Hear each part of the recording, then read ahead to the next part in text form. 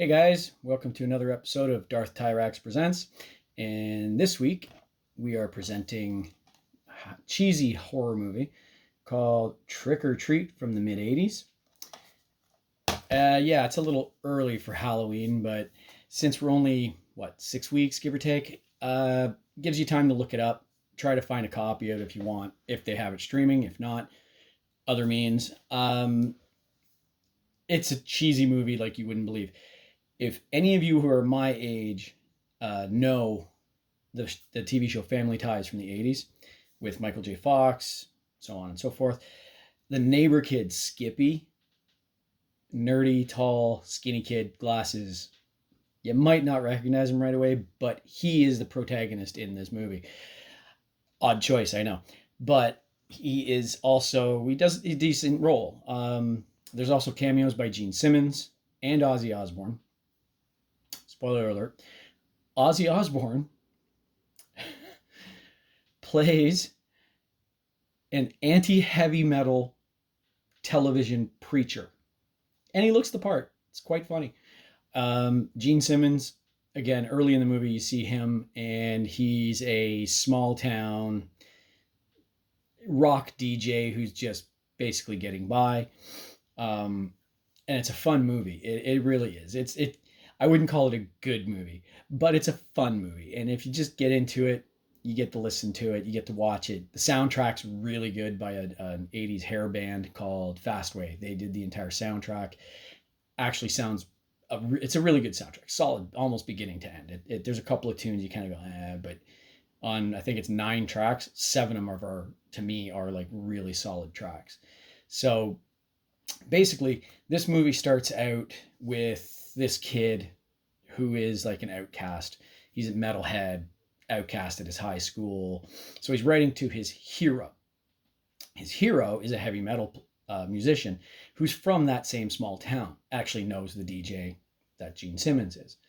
And he's writing to him as a fan and, expressing himself, saying how, oh, your music, helps me through everything. And, like a lot of people, music helps them through stuff. Then he finds out he died in a hotel fire. This all during coming up to Halloween and the town's refusal to let him play at the school dance. The heavy metal hero, Sammy Kerr. This starts our whole thing. So the basic premise anyway, is Sammy Kerr has this final album. It doesn't get released. Who has it? The DJ. So our hero goes and visits the DJ. The DJ says, oh, I've recorded this. I'm going to play it on Halloween. You have it. You're his biggest fan. So he hands him this single copy of this awesome record. Sammy's dead. Think that through. Turns out Sammy was into the occult. So yeah, he's possessed the record. And the record goes on to help our hero do some things. But then the hero starts realizing some stuff, right? And obviously, eventually, there's a whole big spiel. And yeah, it gets to... There's definitely a cheese factor. Has to be a cheese factor. It's a horror movie. Come on. But yeah, he's out to get revenge because, he feels like town's out to get him and all this other stuff. So... he just ended up with the perfect conduit to help him get his revenge. And there's some really neat scenes like Ozzy Osbourne denouncing heavy metal music by reading lyrics and going, oh, how can we allow this? And this, that, and every other. Other people get drawn in on it for a variety of reasons. And yeah, it's just... it's a fun little romp of a horror movie. And, and speaking as someone who would have been starting high school when this movie came out, as myself, a metalhead at the time, I could relate to the hero because, yeah, we were looked at that way. We were treated in some ways the way he was treated. So in that sense, the hero, for me personally, was very relatable. Because liked the same kind of music and kind of dressed a bit the same with the jeans and the jean vest and stuff like that. And, just shaggy looking hair, stuff like that.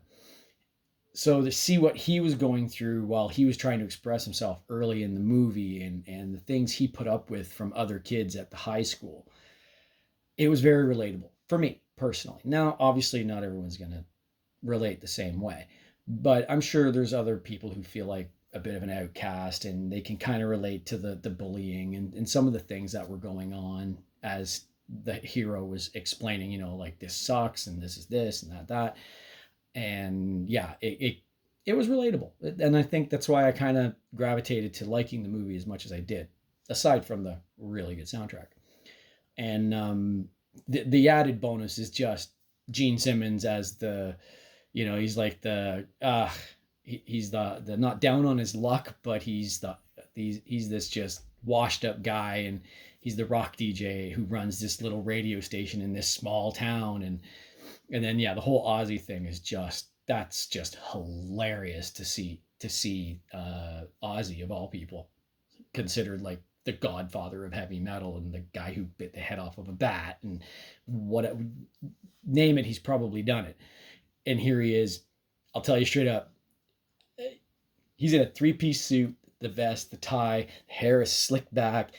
You almost wouldn't recognize him if you didn't know who he was. And the two scenes he's got are just hilarious. I won't say what happens to him.